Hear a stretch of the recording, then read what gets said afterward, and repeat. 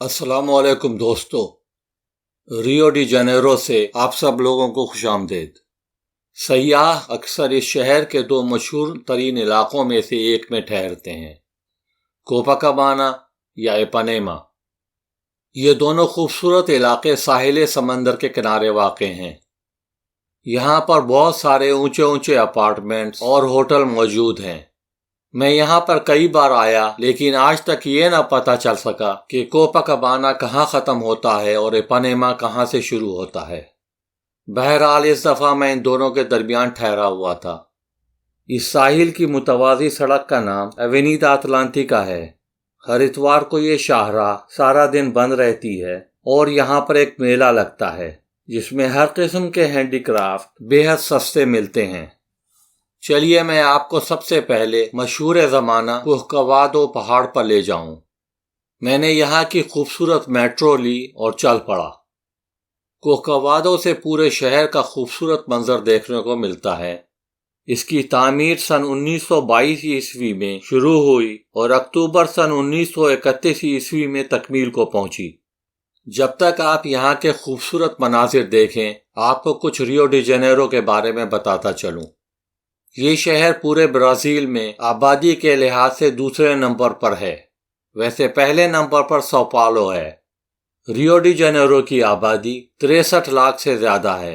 यहाँ के मकामी शहरियों को कारियोका कहा जाता है। यहाँ पर कालों की तादाद बेहद ज़्यादा है, जिसकी वजह यह है कि सन 1819 ईस्वी में ये जगह अफ्रीकी गुलामों की तिजारत का एक बहुत बड़ा मरकज़ हुआ करती थी। सन 1840 ईस्वी में यहाँ पर अफ्रीकी गुलामों की तादाद 2,20,000 से भी तजावुज़ कर चुकी थी। ये मुजस्समा ग्रेनाइट पत्थर का बना हुआ है और 710 मीटर ऊंचा है। इसका नाम क्रिस्तो रिडेंटोर है, यानी दोबारा आने वाले हज़रत ईसा अलैहिस्सलाम। ये मुजस्समा तकरीबन पूरे शहर से देखा जा सकता है। ये जगह सयाहों के लिए दर्जा अव्वल की हैसियत रखती है और हर साल तकरीबन 3 लाख सयाह दुनिया भर से इसे देखने के लिए आते हैं। सूरज तुलू होते वक्त या रात के वक्त पूरे शहर का मंजर इस पहाड़ से बेहद दिलकश लगता है। वैसे यहाँ के मशहूर तरीन खाने का नाम फिजवादा है। ये तकरीबन वैसे ही बनता है जैसे कि हलीम बनता है। जब खानों की बात चल ही रही है तो ये भी बताता चलूं कि ये लोग पाए भी बड़े शौक से खाते हैं, जिसको ये लोग मोकताओ कहते हैं। न्यूयॉर्क शहर में तालिब इल्मी के दौर में मेरे काफ़ी ब्राज़ीलियन दोस्त थे। यहाँ तक कि एक रूममेट भी ब्राज़ीलियन था। जब भी मैं पाए पकाता था तो तमाम दोस्तों को, ख़ासतौर पर ब्राज़ीलियन दोस्तों को भी बुलाता था। ये सब बहुत मज़े से पाए खाते थे। यहाँ पर अगर आप कभी आएँ तो सिर्फ एक लफ्ज़ बोलना याद रखें, तुदो बैं। इसी लहजे में बोलना है। इसके मानी हैं सब मज़े में। किसी से मिलें तो तुदो बैं बोलें, खुदा हाफिज़ करना हो तो तुदो बैं बोलें, यानी हर बात पर तुदो बैं कह दें, चलेगा। हम लोगों ने अपने रूममेट का निकनेम भी तुदो बैं रख दिया था, क्योंकि वो हर बात पर यही बोलता था।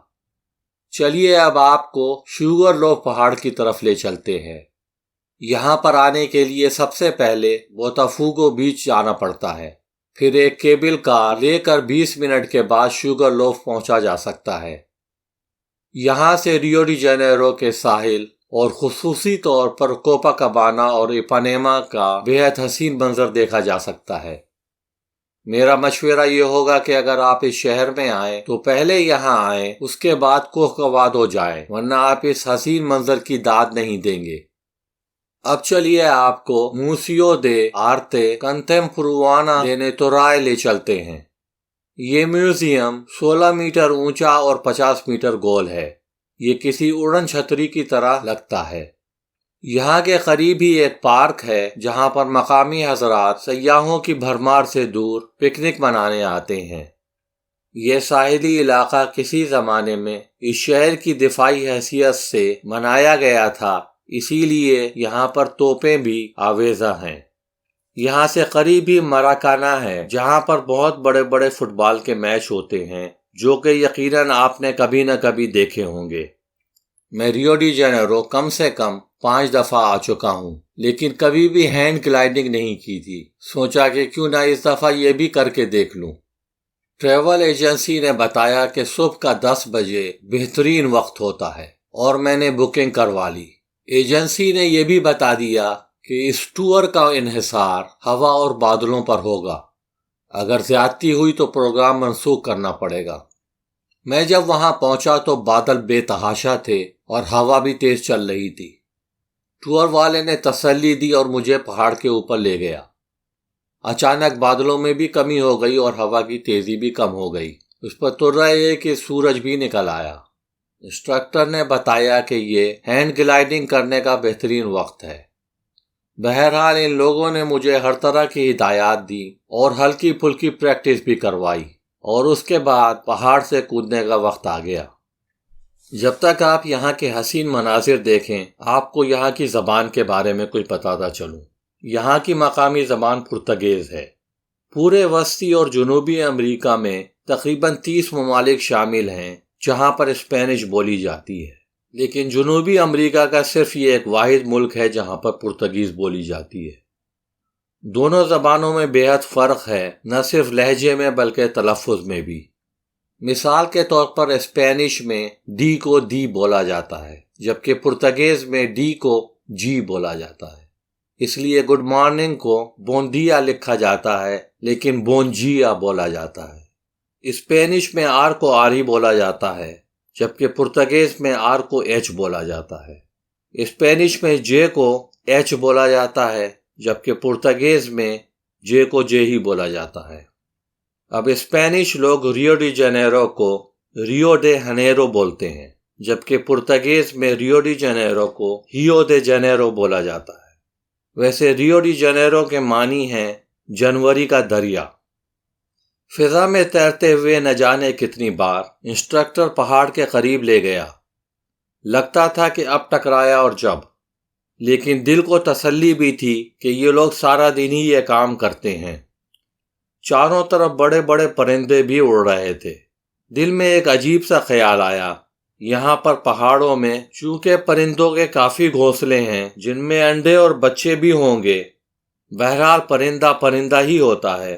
اگر کسی پرندے کو یہ خطرہ محسوس ہوا کہ یہ لوگ میرے انڈے چرانے یا بچوں کو اٹھانے آ رہے ہیں تو ضرور چونچ سے ہم پر حملہ کریں گے۔ مجھے اپنے کراٹے کے دور کا سبق یاد آ گیا اور ذہنی طور پر اپنے آپ کو تیار کر لیا کہ اگر کسی پرندے نے حملہ کیا تو دونوں انگلیاں ایا کر کے اس کی آنکھ میں گھسیڑ دوں گا، پھر شاید کچھ بچ بچاؤ کی صورت نکل آئے۔ بہرحال اس کی نوبت نہ آئی۔ چونکہ ریو ڈی جنیرو جنوبی کرۂ ارض میں واقع ہے، اس لیے یہاں پر جنوری فروری میں سخت گرمی پڑتی ہے، جبکہ جولائی اگست میں زیادہ سردی تو ہوتی نہیں، البتہ ہر روز بارش ہوتی رہتی ہے اور سیاح یہاں کا کم ہی رخ کرتے ہیں۔ چلیے آپ یہ ناقابل فراموش منظر دیکھیں اور میں بھی۔ جب تک کے لیے بوا ویائن یعنی سفر مبارک۔